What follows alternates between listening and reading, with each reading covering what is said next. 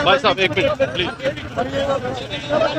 भाई साहब एक मिनट प्लीज, मंजूरा साहब आज विक्रम जी सरपंच साहब आ जाओ।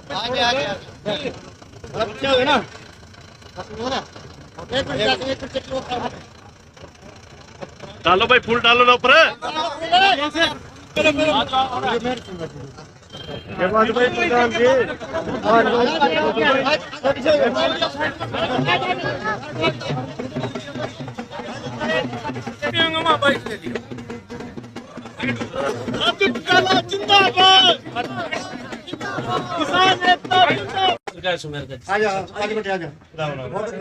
यात्रा कल का से आप पूछे हैं और आपके पिताजी ने अभी रिजाइन दे दिया विधायक जी से, आप क्या मानते हैं इसको पूरे? देखिए, अब मैं एक ही चीज कहना चाहूंगा, हमारा धर्म सबसे पहले हम किसान हैं। हम बड़े चौधरी साहब, उससे पहले उनके फोर फादर, हमारे तो पुश्तैनी जो काम है हम हमेशा से खेती करते आए हैं। 10 पीढ़ियों से, जब से हमारा परिवार चौटाला गांव में बसा है, हमने खेती करी। धर्म से हम सबसे पहले किसान हैं। और जब सारे देश के अंदर किसानों के साथ ये अन्याय होता जा रहा है और वही सरकार कर रही है, जिस सरकार के जिस हाउस के मेंबर मेरे पिताजी हैं, वो कैसे रह सकते?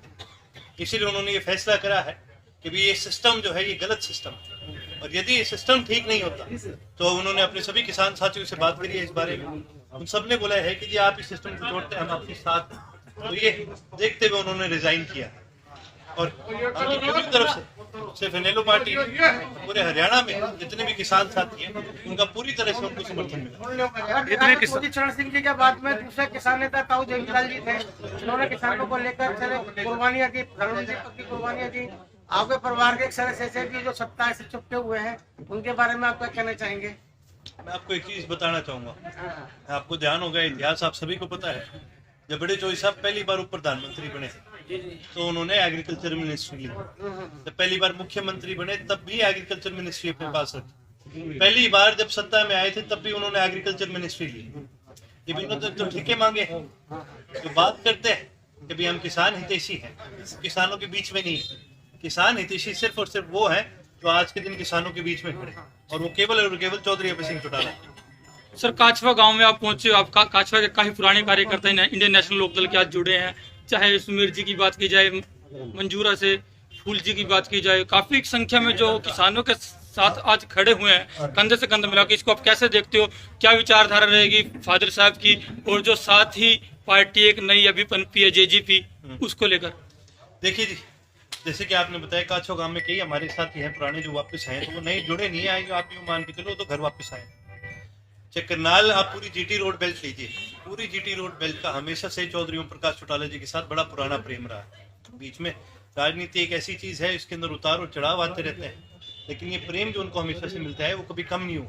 हमारे भी जब मैं करनाल के अंदर से होते हुए आया तो गांव गांव मेरे को रोक करके किसी ने दूध पिलाया है, किसी ने चाय पिलाई है, किसी ने मिठाई खिलाई है। वो प्रेम तो जाहिर सी बात है लोगों के बीच में आज भी। अब उस प्रेम को हम और वो सभी साथी मिलकर हम उसको आगे कितना बढ़ा सकते हैं, ये आगे देखने वाली बात है। हरियाणा के उप मुख्यमंत्री हैं जो संसद में ट्रैक्टर लेकर गए थे, अब 2 महीने हो गए इस आंदोलन के चलते हुए, कहीं भी उनके कोई भी वो नहीं आई, इनकी स्टेटमेंट सामने नहीं आई। कैसे आएगी? ये तो बहुत नॉन सीरियस लोग हैं, इनके बारे में तो सवाल पूछने का भी आज के दिन फायदा नहीं है।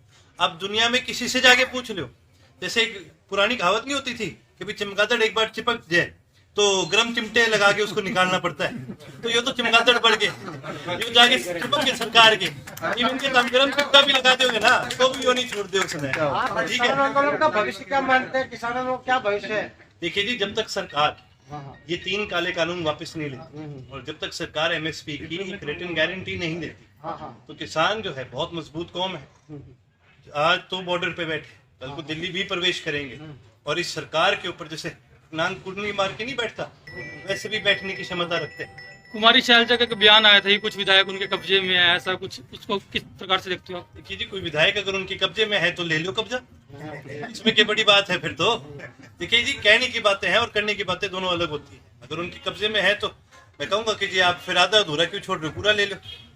कांग्रेस के लोग का संदेश, कांग्रेस लोग बयानबाजी तो कर रहे हैं लेकिन आज तक किसी ने इस्तीफा नहीं दिया कांग्रेस के विधायकों ने। कोई देवा का भी नहीं इस्तीफा, क्यों? मेरे से लिख के ले लो। ये भी दूसरी तरह की चमगादड़ी है, ये भी जो हुड्डा जी कह रहे हैं कि भी हाउस के अंदर नो कॉन्फिडेंस मोशन पास करो, क्यों? उससे क्या फर्क पड़ेगा? ये तो अपनी सरकार बनाना चाह रहे हैं, कौन सा किसानों के हित की बात कर रहे हैं। अगर किसानों के सच्चे हित में ये आना चाहते हैं तो भी इनको कहिए अपने झंडे उतारो, ट्रैक्टर में तो हम भी बैठो, एक एक ट्राला पीछे जोड़ लो और आके बॉर्डर पे रहने का काम करो, अपने साथियों के साथ रहने का काम करो। जैसे आपके दादाजी भी कृषि मंत्री रहे, चरण सिंह जी कृषि मंत्री, राजनाथ सिंह कृषि मंत्री रहे, आप नरेंद्र तोमर को कैसा कृषि मंत्री मानते हैं देश का? देखिए जी, कहीं ना कहीं तो मैं उनको फेल मानूंगा इस बात पर, हाँ, क्योंकि सबसे पहले उन्हीं का फर्ज था जब ये काले कानून बढ़े, तो ये उनका सबसे पहला फर्ज था कि भी वो प्रधानमंत्री को जाके बोले कि ये गलत है। और ये जो जगह जगह जो आंदोलन चला है पिछले 2 महीने से नहीं, 2 महीने में तो ये बड़ा है, ये आप यूं लगा लो आग बड़ी, पर आंदोलन तो जब से ये 3 अध्यादेश आए थे तब से ही पूरे प्रदेश के अंदर, देश के अंदर लोग आंदोलन पे। उनको उसी समय समझ जाना चाहिए था कि भी कहीं ना कहीं गलत है। एक फ्री मार्केट जिसके अंदर सरकार के कोई ओवरसाइट नहीं है, वो हमेशा गिरती है, वो हमेशा प्राइवेट। तो हम तो यही कहेंगे कि कृषि मंत्री जी को और सारी चीज छोड़ के एमएसपी की गारंटी जरूर लेके आनी चाहिए। क्या मध्यावधि चुनाव संभावना लगती है आपको प्रदेश और देश में? मध्यावधि चुनाव देखिए जी, ये इसकी संभावना पूरी है। अभी किस प्रकार से राजनीति आगे मोड़ लेती है वो आगे आपको भी पता चलेगा, लेकिन आप ये मान करके चलो अभी सिंह जी का जिस दिन इस्तीफा एक्सेप्ट हो जाए तो एक के उसके बाद तो लाइन लग जानी है कि विधायकों की जो इस्तीफा देने के लिए तैयार बैठे। अभय सिंह जी ने अपना लिख के दे रखा है 27 तारीख को अगर ये बिल वापस नहीं होते तो संसद में जाके अपना इस्तीफा विधानसभा बिल्कुल। और ये तो आपको मेरे से पूछने की जरूरत नहीं है जी, उनकी कई भी बात पत्थर पे बनाई हुई लकीर से ज्यादा मजबूत है। जुबान के वो पक्के हैं, भले ही आज हमारी पार्टी जेब की धनी ना हो, जुबान की धनी हमारी पार्टी हमेशा से रही है। 27 को आप भी आना चंडीगढ़ और आप भी देखना जी उनको लाई